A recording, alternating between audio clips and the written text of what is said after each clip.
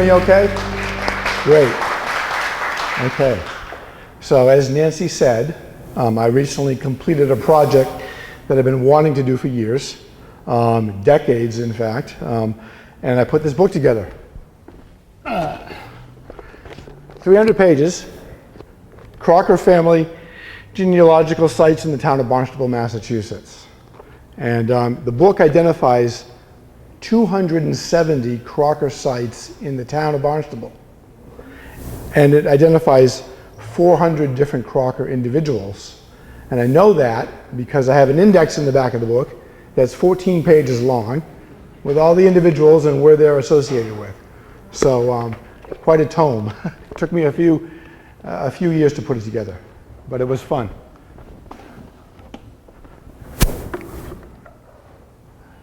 And if anybody wants to buy a book at the end of the night, I'll be selling some. All right, let's see if this pointer works. All right.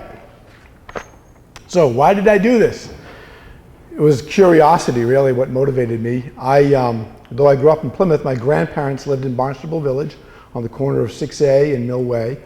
And when I was a kid, they would tell me stories about our own Crocker ancestors in the village. But then as I grew older, I saw other Crocker sites in the town that weren't connected to my immediate family. And I thought, okay, who were these other Crockers in the town? They've got to be connected to me somehow. How many were there, and who were they? And some examples I have right here. You've got the Crocker Tavern in Barnstable Village. You've got Crocker Park and Cemetery here in West Barnstable. Crocker Road in Marston's Mills. We've got all those Crocker houses in Santuit. You've probably seen the intersection of Route 28 and 130. And then Crocker Neck Park. These are just some examples. Again, I've got 270 of them in the book, but these got my curiosity thinking, okay, they're not connected to me directly, but how were they and who were these individuals? So that kind of was what kind of spurred me on there. I didn't do a lot about this research until about the 1990s when I started interviewing some local Barnstable historians. Some of them you probably know.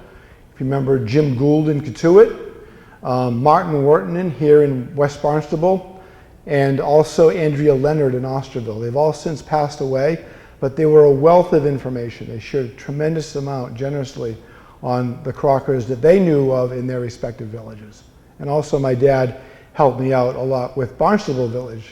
Since he grew up there, he knew a lot of folks over there. So that was back in the 90s. I put this project on the shelf for a while, and then I dug it up about 3 years ago during COVID. I had time on my hands, and I just did a lot of research online, and I decided to dust it off and create the book.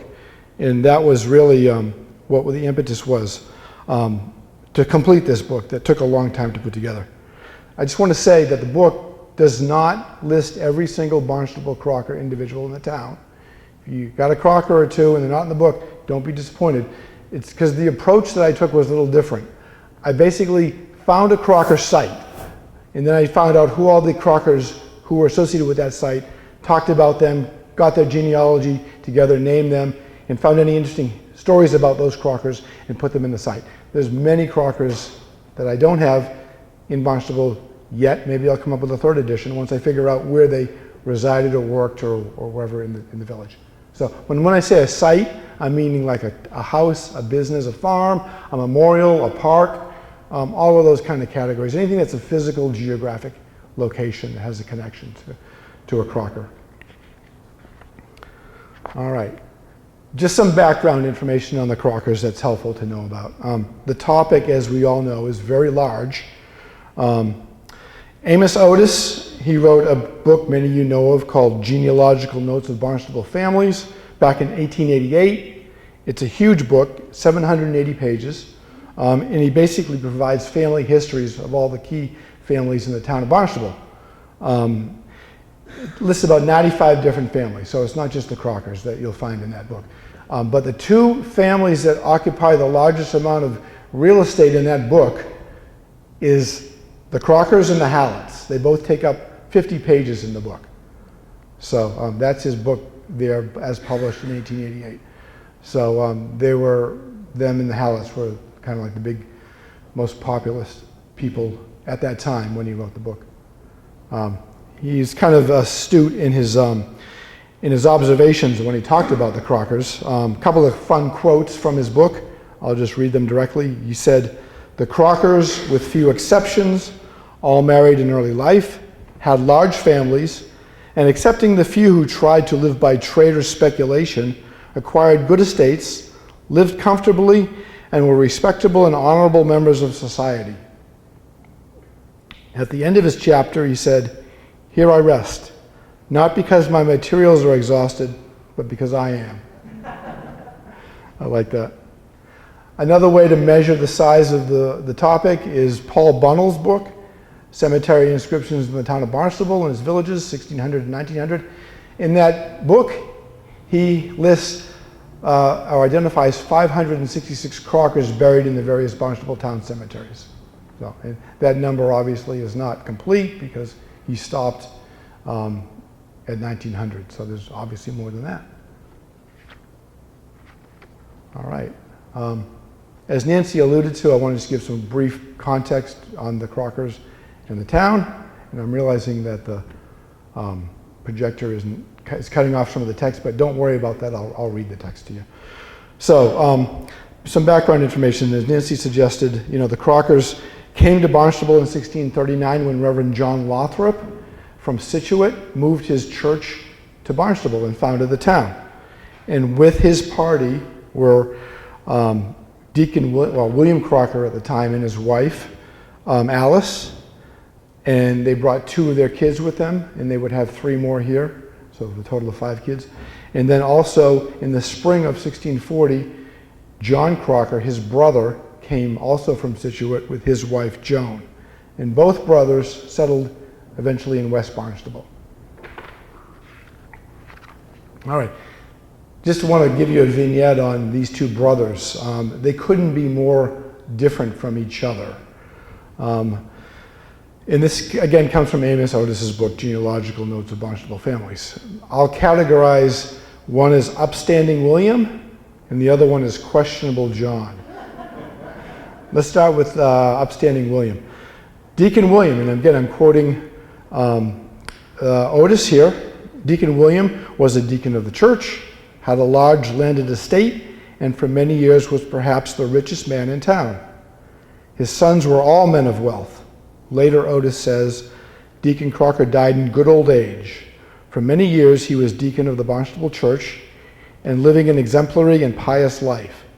He has a clean record. Nothing dishonest or dishonorable was ever laid to his charge. Men who acquire great wealth often make enemies of the envious, but Deacon Crocker appears to have been beloved and respected by all. Now, turning to his brother, John. Again, from Otis. John was illiterate and kept a tavern where it was customary in early times for a certain class of people found in all communities to assemble to drink and indulge in low and vicious conversation. Such company and such associations never improve the temper or moral character of a man or add anything to his respectable standing in society. John's treatment of his servant boy, Roger Glass, a very worthy young man, shows that he was, quote, a man in whose veins the milk of human kindness did not flow. Some context there. He had a servant named Roger Glass, and in 1639 the Plymouth Colony Court took this servant away from him because he treated him, quote, in a most extreme and barbarous manner. So he really wasn't a good guy. Otis concludes his description of John by saying, his ashes rest in the old burying ground besides those of the fathers, where it will be well to let them rest in peace. And fortunately for all of us who are Crockers in this room, we all descend from William and Alice Crocker. John and Joan didn't have any children. Okay, so where did John and William live when they were here, and what land did they own in West Barnstable? Let's start with William. William, Deacon William Crocker, in about 1643, acquired a lot of land in West Barnstable, essentially a 2-mile strip running from up here, the salt marshes and the ocean, down southerly, right through Meetinghouse Way, and ends pretty much where we're at with the parish church here. And it was about 1 mile wide in width. So we are literally standing on his property that was allotted to him back then, with Meetinghouse Way bisecting the middle of it. Also, if you look, there's Crocker Road. Some of you are probably familiar with that. It's not a contiguous road anymore. Route 6, the Mid-Cape Highway, bisects it and breaks it up, and a lot of it's just dirt road now. But he also owned a lot of the land down in Marston's Mills. This is that Crocker Road that I showed to you with the photograph at the beginning of the presentation. He owned, I believe it was about, let me see if I got the numbers right. Was it about 27 acres down there, near Mystic Lake, just north of Mystic Lake there. So that was his farmland down there also. So Marston's Mills in West Barnstable is where Deacon William lived. John, his brother, lived on the West Barnstable village line off of Route 6A over here, to the east here. And this farm is now still owned by descendants of his brother William, because John and Joan didn't have kids. It's again on the northeast corner of the West Parish of Barnstable, about 40 acres, by 2110 Main Street. And what's great about it is the property is still owned by Crockers. Uninterrupted ownership for 11 generations. It's the only property in the town that has this status. It's quite a landmark. And if I can embarrass Deacon's here who lives there. We also believe we know, according to Amos Otis, that we know where John Crocker's Tavern was. It's not the one in Barnstable Village that everybody knows about. John Crocker's Tavern was much earlier than that, in the 1600s. John Crocker's Tavern, according to Amos Otis, was, quote unquote, his house and tavern stood near the ancient dwelling house recently occupied by brothers Joseph and Prince Crocker, now known as the Loring Homestead at 2070 Main Street. And if you take that piece of information and you join it with something that Martin Wharton had told me back in 1981, you can pretty much figure out where the location of this house was. Martin Wharton said that he interviewed the occupants of the Loring Homestead back in 1881 and learned that it was the house was first located about a quarter mile north of its present location, near the marshlands and railroad tracks. Additionally, he mentioned that it was at the end of John Mackey Road, and you can see there if you go in, it's on private property now, so you can't go there, but if you were to go over there, you'll see remains of an old stone foundation covered by brush. That house was moved in 1871 up to its present location, but we believe that was the site where the house and possibly the tavern of John Crocker back in the 1600s was located. So that's great to know that we have that information. Okay, something else to know about Deacon William Crocker is that he built 2 stone fortification houses in West Barnstable. Some background there. Shortly after William moved to West Barnstable, the General Court of the Colony of Plymouth ordered the citizens of Barnstable to defend themselves against possible Indian attack. So he and other deacons of the church built 4 fortification houses in Barnstable. Deacon William built 2 in West Barnstable, and then we have Thomas Dimmick and Henry Cobb building 2 additional fortification houses in the east end of Barnstable. So there were a total of 4. Deacon William's fortification house was very close to here, northeast of 72 Church Street, which is just over there, outside east of this building here. About a quarter mile down the road on Church Street, if you go into the woods, you will see this stone marker here, site of fortification house, built by Deacon William Crocker. That was placed there in 1639 for the Barnstable Tercentenary. And this is the ceremony of this placement. You notice all of the open land, cleared land here. It's nothing like that now. It's all forested. So it's very hard to find, but it's on town property. So you can walk back there and not walk on private property and enjoy it and see it there. It's tricky. If anybody wants more details on how to find it, ask me after the meeting. I can show it to you. This guy in this photo is Sheriff Lockie Crocker, who was the sheriff of Barnstable County for many years, especially during World War II. So that's the photograph from that ceremony.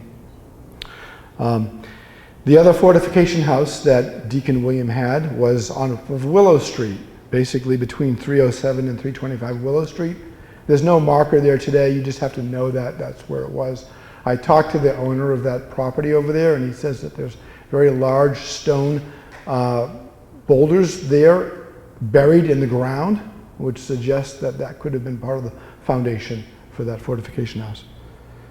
Deacon Thomas Dimmick's fortification house, further east of here, was at 3704 Main Street. Unfortunately, there is a bronze plaque there commemorating that fortification house. And the last one, Henry Cobb's fortification house, was it was at Powder Hill Road, about 2/10 of a mile northeast of Route 6A in Millway. Unfortunately, there is still a marker there noting that site too. So 3 of the 4 fortification houses are noted with markers. And again, if anybody wants more details, I can supply them. But they're all gone. Okay, we don't have any drawings of what these fortification houses look like. However, we do have a description. According to Donald Treasure, the houses were about 25 feet by 20 feet and 2 stories, the lower story of stone and an overhanging upper one of wood. The upper one had loopholes from which to shoot. Again, that's from Donald Treasure's History of Barnstable County. And Amos Otis adds to this description. He also says it was about 25 feet in front and 20 feet on the side. The walls of the lower story were built of rough stones laid in clay mortar and nearly 3 feet in thickness. The upper story was of wood and projected over the lower onto the front about 3 feet. In this projection were a number of small trap doors. The windows in the lower story were high and narrow. These and the loopholes in the projections were intended to be used as portholes should the building be assaulted by hostile Indians. Now, we don't have any pictures of our actual fortification houses here in Barnstable, but I did want to include an example, a rough example of what these things look like. This is a fortification house that still exists in Maine. They were also called blockhouses, by the way. This blockhouse is at Fort Halifax in Winslow, Maine, built in 1755. It's the oldest standing blockhouse in the U.S., but it kind of gives you a concept of what ours most likely look like, with the exception that ours had stone on the first floor. This one is all wood, but they were very big and quite substantial to have to build them, especially if they were built by stone. This one was used for protection during the French and Indian War. All right, now I'm going to transition to talk, and we're going to start talking about some of the more interesting West Barnstable Crockers. Some of them you may be familiar with if they're in your family history. And again, I said I identified 55 sites in West Barnstable. We're not going to cover them all tonight. Trust me, we'll be here all night. But I'll call out a few of them that are interesting. And when I present them, I'm going to present them for the most part in chronological order. We'll go with the oldest to the most recent. All right, so let's start with Experience Crocker. She lived from 1674 to 1740. She was an accomplished and independent woman of the late 17th and early 18th century. She never married and was the granddaughter to Deacon William Crocker. She and her brother Nathaniel resided at their grandfather William's house, a large 2-story frame house at what is now 2140 Meetinghouse Way. That house that's there now, that was built in the 1830s. That was not Deacon William Crocker's house, nor Experience in Nathaniel's. But that was the location, 2140 Meetinghouse Way. It's often known as the Stephen C. Nye House. Perhaps some of you know that house. Again, it was built in the 1830s. The house that Nathaniel and Experience owned and lived in, interesting ownership arrangement. Nathaniel owned 2/15 of the house, and Experience owned 13/15 of the house. Go figure how that happened, but she owned the vast majority of the house. The last John Crocker to live there from 17 up to 1790. His name was John Blue Crocker, and then it transferred to the Nye family after that. What makes Experience interesting is what Otis tells us about her. I'm going to quote this from Amos Otis's book. Experience Crocker, born in 1674, died single in April 1740, the 67th year of her age. Besides the estate bequeathed to her by her father, she accumulated a considerable amount by her own industry and prudence. Her estate was appraised at £588. In her will, she makes bequests of her property to many family members and friends. So for perspective, in 1740, £588 is roughly equivalent to $250,000 today. So not bad for a woman in the 17th century, independent on her own. Otis continues with her description. This is where it gets kind of quirky and interesting. He says about her, Miss Experience Crocker had some of the good qualities of the Vicar of Wakefield's wife. The Vicar of Wakefield said all his wife's cousins, even to the 40th remove, never forget their relationship and never pass their door without calling.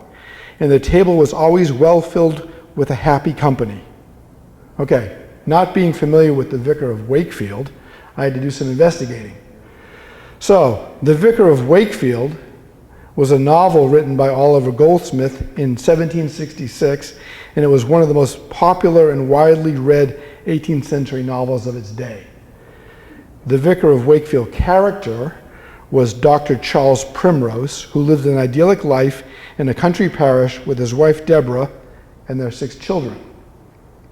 Deborah is faithful, yet a rather independent-minded spirit. She has some vanity of her own. She has a passion for clothes and is also eager to see her daughters splendidly married, and this ambition sometimes blinds her. Again, that was quoted from Otis. Dr. Charles Primrose refers to her wife as, quote, a good-natured, notable woman, and as for breeding, there were few country ladies who could show more. She could read any English book, and for pickling, preserving, and cookery, none could excel her. She is even prouder of her children than her husband, especially her beautiful girls. So, since I didn't have a picture of Experience Crocker, but I had a description of the Vicar of Wakefield's wife, I included a picture of her from that book, The Vicar of Wakefield. So, gives you kind of a sense of Experience Crocker indirectly. Okay, let's move a little forward to the 19th century. We have a guy named Alexander K. Crocker. He lived at 2110 Main Street, that John Crocker property I mentioned earlier on the Barnstable Village, West Barnstable line. He lived there with his 2 sisters, Rachel Crocker and Ellen Frances Crocker, and they were all unmarried. He had a rather diverse professional career.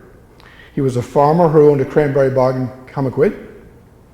He was also a piano tuner and piano stringer, as for the Barnstable Patriot advertisement up here in 1877. He was also, which is really interesting, a dealer in South Pacific guano for the village of Barnstable, as per this advertisement. And that was from 1885, that advertisement. The Pacific Guano Works operated out of Penzance Point, which was the westernmost point in Woods Hole, and it operated from 1863 to 1889. I've included a photo of it right here.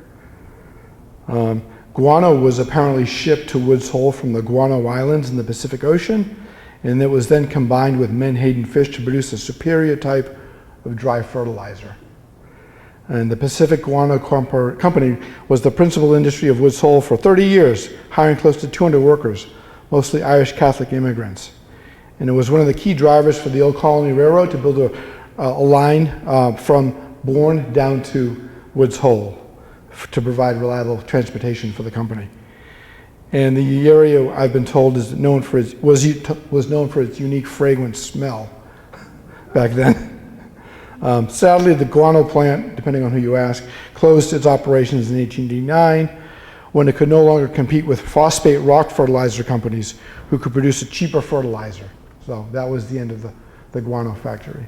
I don't know if anybody has heard of that before, but they have some information down in Woods Hole that you can learn about if you want to know more about it.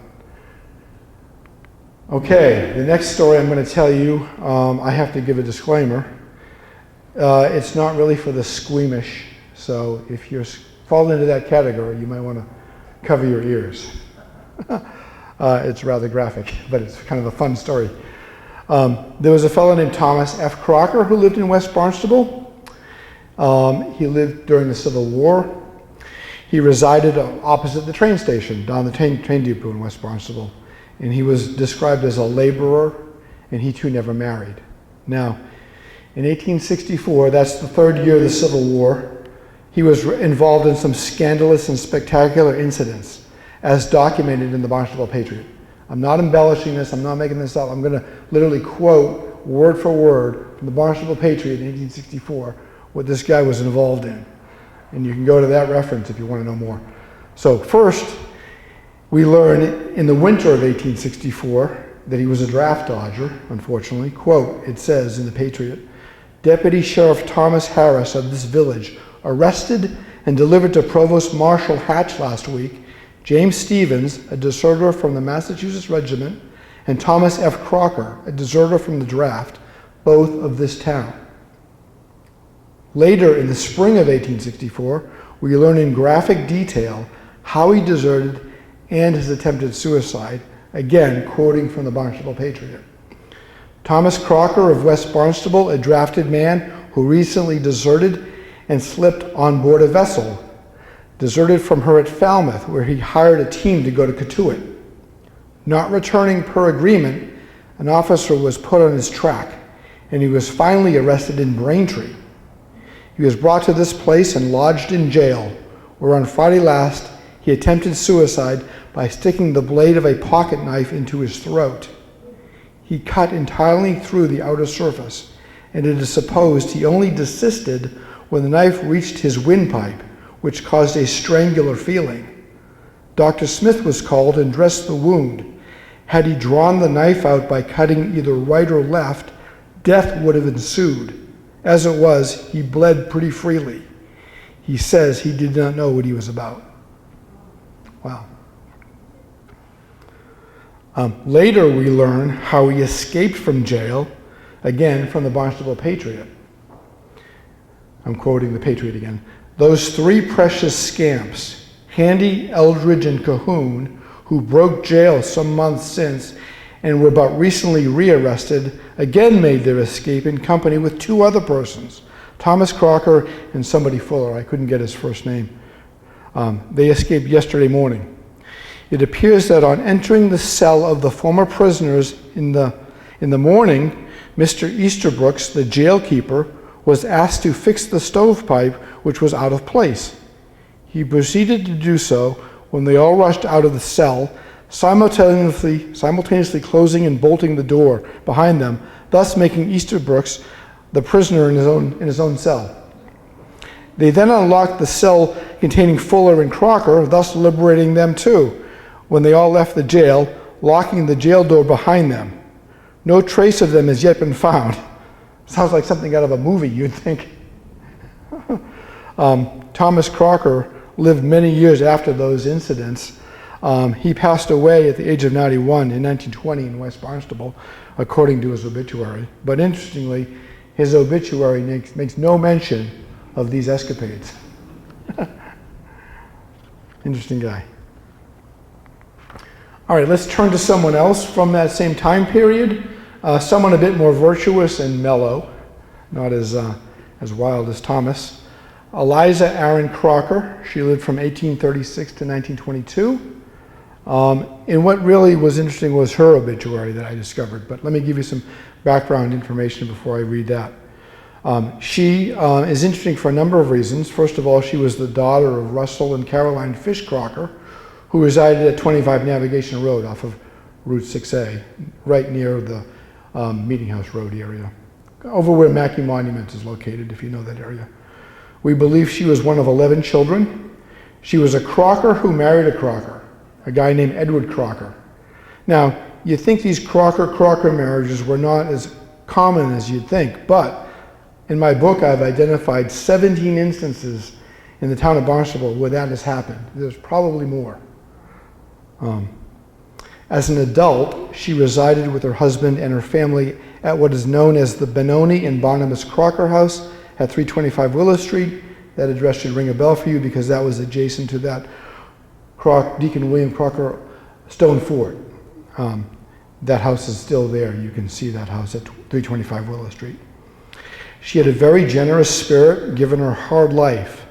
Her husband died in 1882, and she was left to raise her family and others without him, according to her obituary in the Barnstable Patriot. I'm going to quote a paragraph from the obituary, which really kind of sums it up. Hers has been a remarkable life. Left in early womanhood a widow, by her own endeavor, she reared her family of 2 sons and 3 daughters. Always busy, yet she was always ready to extend a helping hand to any in need. Not only her own family did she care for, but several others were taken into her home, all receiving her kindly ministrations. Many there are who remember with pleasure the time spent under her roof. Remarkable was she also for her wonderful memory and the keeping abreast of the local happenings in her town.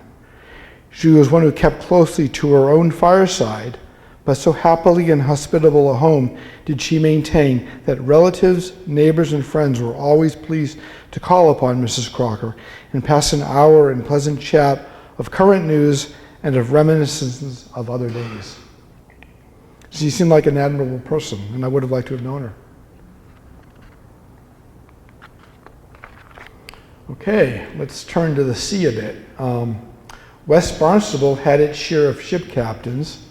In fact, it was the home of no less than 7 Captain Crockers in the 19th century. So if you ask where Captain Crocker lived in West Barnstable back then, you could get 7 different answers. There was Captain Charles Crocker, Captain Josiah Crocker, Captain David Crocker, Captain Stephen Rawson Crocker, and 3 Captain Crocker brothers, Captain Walter Crocker, Captain James Bacon Crocker, and Captain Joseph William Crocker.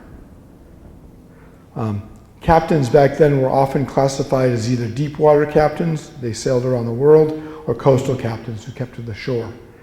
And in the 19th century, a ship's sailing speed was very important back then, as we will see with 3 of these Captain Crockers. The first one I want to call out is Captain Charles Crocker. He should not be confused with his son, Captain Charles W. Crocker of Hyannis. So add another Captain Crocker to the list. But this guy, his son lived in Hyannis. Back to Captain Charles Crocker. He was the master of the packet sloop Mail. Some of you have heard of that packet sloop, which ran between Boston and Barnstable. And in 1854, that ship, the Mail, with Captain Charles Crocker at her helm, outsailed the other ship, Belle of the Cape, a brand new Boston packet. The Mail at the time was 18 years old, and this made local news. I'm going to talk more about that in a moment, so hold that thought there. I want to jump to another Captain Crocker in terms of sailing speed also. Captain Josiah Crocker, I mentioned him. You can see photos of him right here with his wife, Pamela Allen Crocker. He was born in 1822 and was captain of the clipper ship Raven, which was one of the 7 vessels that raced from Boston to San Francisco in 1853. That's 15,000 miles, because there was no Panama Canal back then. You went south through South America, south of South America. The Raven made the trip in 119 days, winning 2nd place. This too was newsworthy, and you can find the story in the Barnstable Patriot. And the 3rd Captain Crocker I want to mention in terms of speed was Captain Joseph William Crocker, one of those 3 Captain Crocker brothers who lived here in West Barnstable. He was a veteran of the East India trade and also accomplished sailing speed record on the ship Swordfish. That ship left Shanghai on December 12, 1859, and arrived at Sandy Hook, New Jersey on March 2nd in 1860 in 80 days, the shortest trip on record at that time. 80 days. Think how times have changed in terms of travel. Here's a painting of the clipper ship Swordfish by Joseph, who was captained by Joseph William Crocker. A couple of things about this ship I want to just call out. It was a clipper ship. Clipper ship is a type of sailing vessel that was designed for speed, typically 3-masted, and fully rigged with square sails on each mast, as you can see here. Clippers were built in the mid-19th century, primarily in the United States and the United Kingdom, and were used for commerce. They were characterized by their slender hulls, sharp bows, and radical hull shapes, which allowed them to achieve remarkable speeds for their time, often exceeding 15 knots. That's a clipper ship. They became obsolete once steam-powered ships came on the scene in the late 19th century, so they had a short life. Sadly, there's only one remaining clipper ship that's been preserved, and it's in England. So there's only one if you want to actually see a real clipper ship. Okay, let's talk about that other ship that I mentioned, the Mail, the packet sloop Mail by Captain Charles Crocker. Fortunately, our town has a model replica of the packet sloop Mail at the Barnstable Historical Society. This is a photo of it. You can go see it right here. It's great because we have a real concept of what this packet sloop looked like. Again, a packet ship, again, it was called the packet sloop Mail, so it was a packet ship, it was a sloop, and the name was Mail, M-A-I-L. A packet ship was the type of sailing ship used for carrying mail, passengers, and freight on a regular schedule. The term packet refers to the packets of mail that were carried on these vessels. They were both coastal packet ships and ones that crossed the Atlantic. They predated the steamships, and the fastest way to get to Boston from Cape Cod then was on a packet sloop before the railroads existed, and it took you 6 hours on a packet sloop. The railroads sped it up a bit, but that was, if you need to get to Boston quick, that's the way you got there, on a packet sloop. Again, this ship, the Mail, came to Cape Cod in 1837. And that date's important because I want to talk some more about this race between the Mail and the other ship, the Belle of the Cape. Again, I'm going to quote from the Barnstable Patriot. This newspaper story came out of 1854 edition of the Barnstable Patriot. It talks a wonderful little clipping of the race between these two ships. We learn that the sloop Mail had a fine trial of sailing with the Belle of the Cape the day before yesterday. The enterprising owners of the latter vessel had built her expressly with reference to quick sailing, and she certainly looks as though she might trip lightly before the wind. Both vessels happened to be in the bay on the day referred to, and a fine opportunity was offered for a courteous trial of their relative sailing. They were within fair view of the shore, and many persons on shore enjoyed the contest of seamanship and crafts. But the Mail, under Captain Charles Crocker, most gallantly outsailed the Belle of the Cape. The latter vessel has just been built in Providence, with the direction to, quote, return her if she did not outsail anything in the bay. But that could not happen. The Mail was built in Sing Sing, New York in 1836, under the direction of Captain Matthias Hinckley of this village, and though now nearly 20 years old, does not yield the palm to any of the more modern built crafts, with all their scientific improvements of shape and rigging. Well done, sloop Mail. So it was a proud moment for the village when they beat the more modern ship Belle of the Cape. Okay, let's turn from the sea and back to land again. Some people might recognize this postcard, the West Barnstable Brick Company. That's a picture of what it looks like then at its height, and this is sadly a photo of what it looks like today.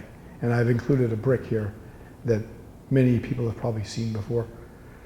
In 1878, two brothers from Hyannis, Benjamin Franklin Crocker and Charles Carroll Crocker, along with Levi Goodspeed and Noah Bradford Jr., purchased the fish property near the marsh, and with James Eldridge as superintendent, commenced the manufacture of brick as the West Barnstable Brick Company. So that was in 1878. In 1887, a new company was formed, adding steam power and other facilities, and by 1890, it was manufacturing 2 million bricks annually. In 1889, the kiln sheds in the yard were extended. 20 men were given employment, and the business was extended to the full capacity of the works. The company employed mostly Finnish and Portuguese laborers. Frederick Atwood wrote an essay called A History of the West Barnstable Brick Company, and he states, in about 1932, a test hole was drilled to find out how much clay was left for brick making. It was estimated that there was enough to last for another 50 years, but an artesian well developed from that test hole and flooded all of the clay pits. Not having sufficient funds to recover, sadly, the company went out of business. Now, there were other factors leading up to this catastrophe that also contributed to the company's demise, including the Great Depression, which began in 1929, as we know. And then there was in 1928 an earlier federal mandate that required that all bricks be manufactured to a certain size specification. And the West Barnstable bricks were too large for that size spec. So they had to invest in a lot more machinery to make smaller size bricks. And that was a tremendous cost to the company. And that put them into debt, and that contributed to their financial demise when that test hole was dug and the artesian well formed and flooded all the clay for the brick making. They just couldn't recover from all of these three sad incidents that happened. But fortunately, we have some buildings in the town that were built by the brick. The most notable one, you may know, is the Our Lady of Hope Catholic Church on Route 6A. That's a fine example of building that was made from West Barnstable brick there. There are others. Okay, let's go back to the sea again. I want to talk about two Captain Crockers again, but this is from the 20th century. Captain Charles Francis Crocker Jr. and Captain William Bill Hunter Lewis. And the geography associated with them is a road that is on Route 6A on the West Barnstable line named Pilot's Way. Perhaps you've seen that dirt road there. The road was named in honor of the two Boston Harbor pilot captains that I just mentioned, Captain Charles Francis Crocker Jr. and Captain William Bill Hunter Lewis. People knew him as Bill, but they also knew him as Sonny. And I've got photos of them here. Captain Charles Francis Crocker Jr. is here in this dapper uniform, and this is Bill Lewis here. Notice the ship tattoo on his chest. I was amazed by that, captivated by that, and tattoos on his arms. He was definitely a sailor. They were harbor pilots in Boston. Harbor pilots navigate ships in, out, and around harbors since they have deep knowledge of the local tides, the shoals, the channels, and the sandbars. In Boston Harbor, pilot ships had dories and yawls from which to reach the larger ships. Many times, harbor pilots would need to row out to the larger ships and board them via the ship's side ladders, which could be a treacherous job during stormy weather. And sadly, Captain Bill Lewis and three others were lost overboard in a dory, which he was maneuvering near a Navy tanker north of Graves Light in Boston Harbor in January of 1954. A terrible northeast storm of near blizzard proportions was lashing the southern New England coast at the time, and he was 40 years old when he perished. I want to call out that both men also served during World War II. Bill was in the Coast Guard, and Charles graduated from Mass Maritime Academy, and he served in the Merchant Marines, and then afterwards they embarked on a Boston Harbor pilot's career. So two men, Boston Harbor pilots. I have more photos, fortunately, of what it was like to be a Boston Harbor pilot. These photos, I want to thank Deacon Crocker and his father, David, who supplied them to me. They're wonderful photos. They were taken by a fellow named Edward Rose Snow. He was a photographer, writer, and historian. Just dwell on these pictures for a minute. They really capture, I think, the spirit of harbor piloting. The first photo on the left is actually Bill Lewis rowing in the back of the photo. That's him there, right there. He's behind the first man. And then I talked about how you had to climb the ladder of a ship often to get onto the larger ship, to pilot that ship to safety or into the harbor.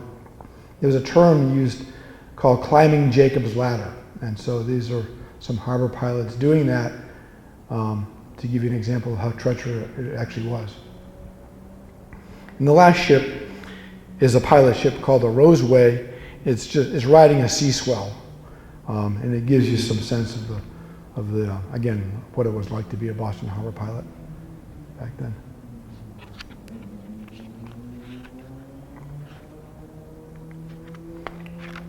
Okay, I have one more slide for you all. This will be the ending of my presentation. And I'm going to end it on a personal note. This last slide talks about my grandfather, John Howland Crocker. and his grocery store in West Barnstable, which he ran from the 1950s and the 1960s. It's right over by the Our Lady of Hope Catholic Church, if you know that spot. Before he owned it, Alexander Mitchelson had the first store at this location. It was next to Paul and Harry Atwood's garage, again near the Our Lady of Hope Catholic Church. Before owning this building, Alexander Mitchelson sold items out of his wheelbarrow. Peter Fisk was the next owner of the store, followed by his son Leonard. In fact, this photograph on the left, see how it says P. Fisk and Son? So this predates before my grandfather owning this store. Is that a Moxie sign down there? That's cool. I just noticed that. The photo on the left was taken when it was P. Fisk and Son grocery store. And the Fisk family lived upstairs in the building. The language at the store was Finnish. Folks would say, if you did not know the Finnish word for what you wanted in the store, you learned fast. Customers could call to place an order, which would also be delivered by truck if you wanted delivery. In 1952, my grandfather, John Howland Crocker, of Barnstable Village, bought P.F. Fisk's grocery store and renamed it to J.H. Crocker and Sons. The sons being David H. Crocker, my dad, right here, and his brother, my uncle, William L. Crocker, who sadly has passed away, but his son, Bruce, is here. His sons helped out at the store after school, making deliveries and stocking shelves, though David preferred to hang out at Paul and Harry Atwood's garage next door, much to his father's annoyance. Who wouldn't, right? John continued the Fisk service to the Finnish community by stocking Finnish dessert items and specialties. And he ran the business for 11 years until, as he said, the big chain stores ran the little guys out of business. So in the early 60s, you started getting the big grocery stores, supermarkets in Hyannis, such as First National, otherwise known as Finest, and also A&P. And people were going to Hyannis now to do their shopping, and they would only go to his store when they needed, one or two things. So it was very hard for him to continue to make a profit. So he closed the store in 1963. It was never a grocery store afterwards. It's been a number of other things, I'm sure you know. It was an antique store for a while. I think it's just a private residence now. But for many, many years, it was a grocery store. Okay, that concludes my talk on the Crockers of West Barnstable that I wanted to share with you tonight. Again, you can get a whole lot more information on others in West Barnstable and also the other 6 villages of the town in my book. I'll end it here, but I'm also curious if there's anyone in the audience tonight who has any interesting stories from their Crocker past about West Barnstable Crockers. If you do, I'd love to hear them. You can share them with us tonight, and I'll also open it up to any questions if anybody has any questions. Thank you.